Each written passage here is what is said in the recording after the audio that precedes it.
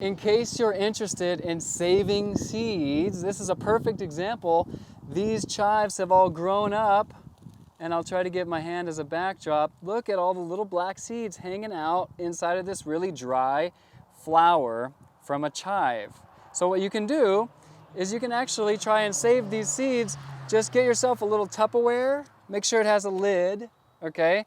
And you're just gonna come through and try and dust off your seeds into your little Tupperware.